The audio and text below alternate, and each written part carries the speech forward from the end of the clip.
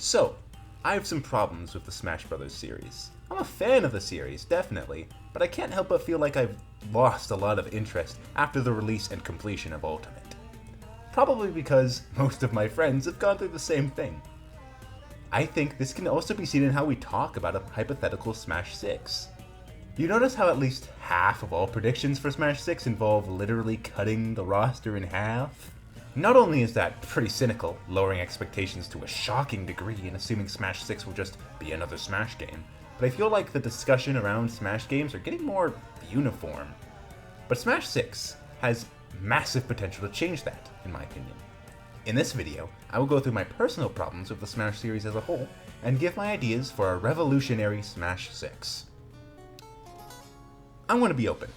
The original title for this video was going to be Great Games, Terrible Franchise, because that's how I generally feel about the Smash series. I feel like each Smash game is on their own quite strong and very enjoyable, but I feel like each game really struggles to differentiate themselves as an individual. Let me do this test I like to do, to see how well games can differentiate themselves within a single franchise. It's a very simple test. Simply name a single mechanic from a game that is unavoidable, clearly intended, present in every single match, and is unique to a single game in the franchise. I can think of a lot of games that have that. Every single Street Fighter game has a unique system of meter. Mario Kart games, even though they struggle with differentiation, games like World and Double Dash are very unique. I've talked about the Civilization series before, and those games can't stay uniform to save their lives. But Smash, there's only one mechanic in the entire series that is unavoidable, clearly intended, and present in every single match, and it's fucking tripping from Brawl. I don't think that's a very good example of positive experimentation of game design in a series. I think the jury's still out on that one though. The Smash Bros. Series has always just focused on expansion, on being bigger, being better, having more options, more modes, more. That's basically it. With very few exceptions of side modes that you can ignore and unique options to specific games, they've just been moving forward. Ultimate places this direction into massive jeopardy. Realistically, we cannot keep growing. The benchmark for moving forward is literally the largest crossover game of all time. We cannot keep going. We need to move in something new and fresh. Something I've noticed, especially with how fans interact with and talk about the game, is the massive emphasis on the competitive scene. I enjoy the competitive scene, and it's extremely important to the series. Looking back at reactions to the original Smash Ultimate Directs, whenever they'd show off a crazy new item or mechanic, literally every single reaction was, oh, that's kind of cool, I'm not going to play it with it on though, I might play with it once. Like, that's it. Like, people go crazy if you ask to play with items. I once asked this guy to play with items on, even just for a single game, and he looked at me with this incredibly offended expression.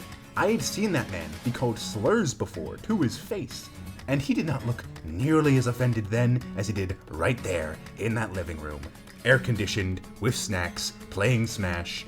What the fuck? This cultural precedent to put the competitive scene forward, to play as if you're gonna go pro, and come on, man. It's kind of driven discussion of the series into a corner that I really want to touch on and try and improve. Ways to improve. I've seen a lot of people pitch a future Smash game that's like 3D or a completely different genre, and it's like, no, come on. The core mechanics, in my opinion, need to be iterated upon, not reinvented or altered. One would be very simple, but overreaching over the course of the entire game. The second would honestly fall a bit more in line with a toggleable option, but it's still a cool idea. And the third is a completely revolutionary overthrow, to the extent that I think it might be a little too far. The first option, and my personal favorite, would be some kind of meter. A lot of fighting games have meter, where you slowly build it when you deal or take damage, maybe even gain from taunting as well or other sources. And say, for example, if you press the A and B button at the same time, you perform a superior version of your special. Doesn't have to be much, projectiles are bigger, attacks come out faster, recoveries go further. Very simple, just like that. Potentially, an additional use for meter could be able to act out of free fall. I know a lot of characters struggle with recovery, and it makes playing the game casually feel a little down sometimes, as sometimes you're just playing as a character that isn't good on the map you're playing, or you're just not good enough to use them well. In my idea, you would be able to spend a amount of meter proportional to the amount you have on, say, jumps or air dashes while in freefall. Proportional to the amount you have, so that if you only have a little from getting knocked off the edge by some cheese strategy, you can more easily get back on stage. And getting more expensive the more meter you have, as the longer you are into a stock, the more you'll naturally have. A system like this would revolutionize the Smash meta. It would completely change how the game works. I don't really care about the meta or the balance of the game too much. I guess I should have said this earlier. And I know one of you is going to say like, oh, Crabstantine, you're just saying that because you play good characters, I bet. No! These are my fucking mains. If I don't give a shit about balance, you cannot give a shit about balance. I'm the bar. The second idea, the one that feels a bit more like a toggle, in my opinion, would be assists.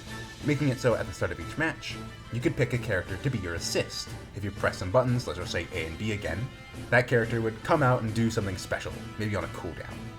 This idea is kind of shamelessly stolen from the absolute GOAT of Smash Bros. Discussion, Muckrock Talk.